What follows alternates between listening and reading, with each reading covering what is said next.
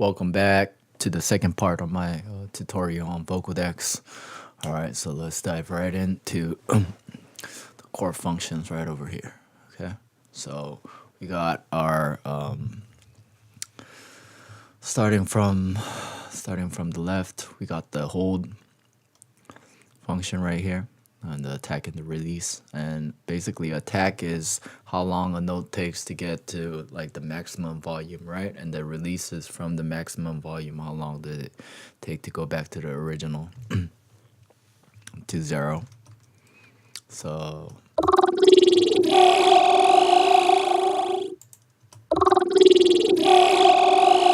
if I have the attack all the way up,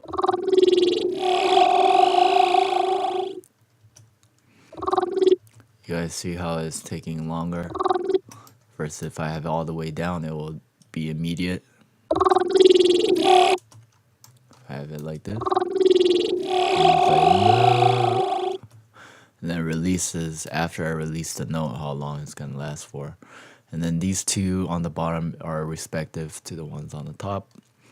So, you know, is the attack curve gonna be like a curve like this, you know, a gradual smoothing up curve, or is it gonna ramp up suddenly? Okay, and same with the release.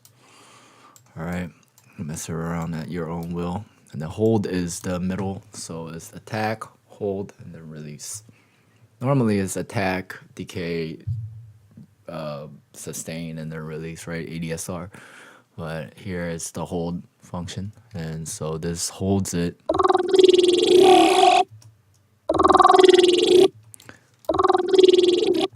This holds the note for a longer period of time. You know, the VOCODEX frequencies. And this has two detection methods. It has peak and RMS. Peak and RMS, you guys could see it in compressors as well, and some other places. Basically, peak means that it analyzes the notes per peak. So peak is the top where the volume is the top. So right here, right here, right here. So where the volume is the highest. Okay, so it will detect the highest points of the note, and it will hold it there.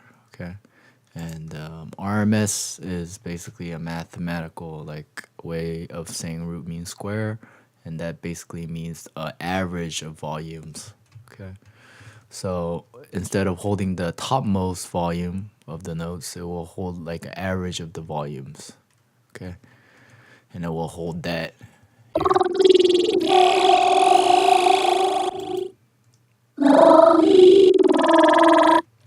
Generally, when they have peak and RMS, peak will give you more volume and RMS will give you more density, and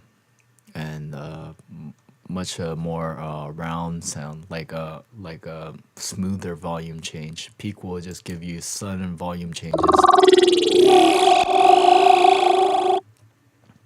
And I think I read it in the manual that RMS here uses less CPU, so that's another thing. All right.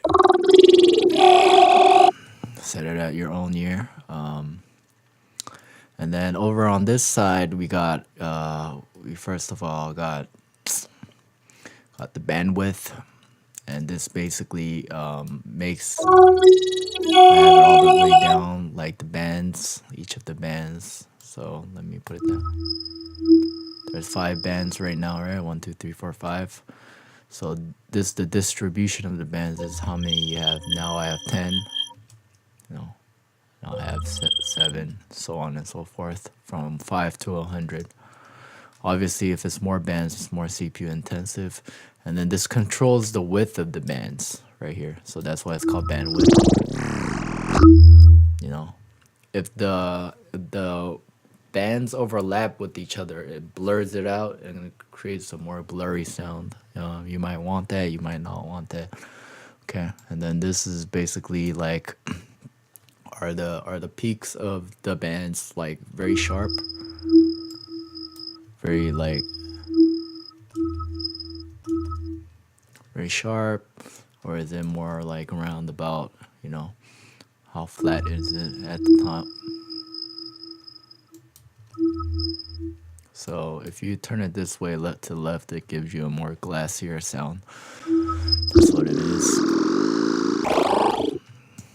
And the order right here has to do with the steepness of the slope that's at the ends of the of the vocode.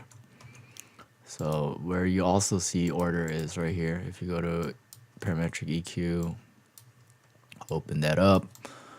If you go here and then you select order, there's from 2, which is a gradual slope, and then the more you go up, it's a steeper slope.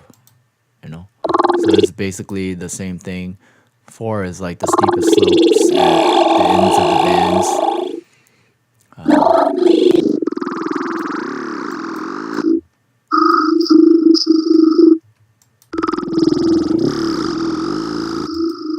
And then 4, and then 1 is a gradual slope. Okay. Generally set it to 2 or 3. Not a big difference here.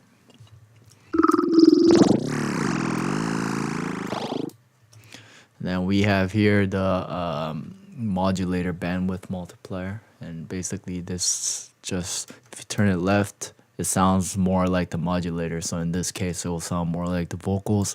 If you turn it right, it will sound more like the carrier. So in this case, the bass.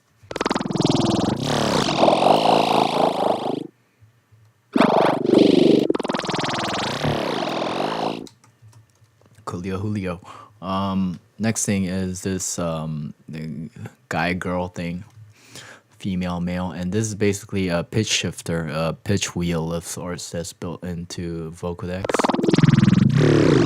So you could have a negative 1200.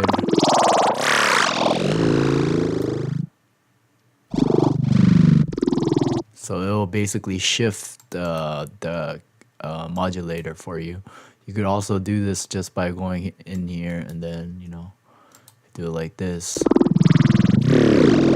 It should be the same as if this is right here.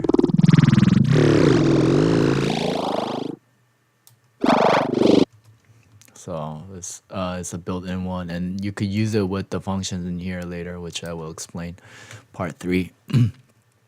Next thing here is Unison.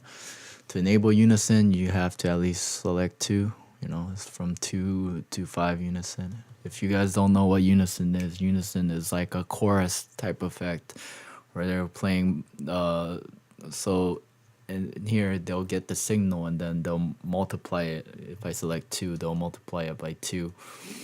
And they will mix it in together or detune it against each other, so that it creates a wider sound. That's what it does when you detune same signals against each other. So that's what we call a unison effect. If you guys put this up, this is how much the pitch shifts in the unison. So it's getting more detuned against each other, and then it will collide more with each other. Creates a more warbly sound. You guys can tell. This is the stereo image, basically. If you have it at 0%, then you're not messing around with the stereo image, and then 100%, negative 100%. I don't know exactly how it functions, but yeah, if you guys put it up, it gives a wider image. Generally, for basses, we don't need that kind of wide image. And then there's the unison count. All right. The only function I don't really know right here is this freeze thing.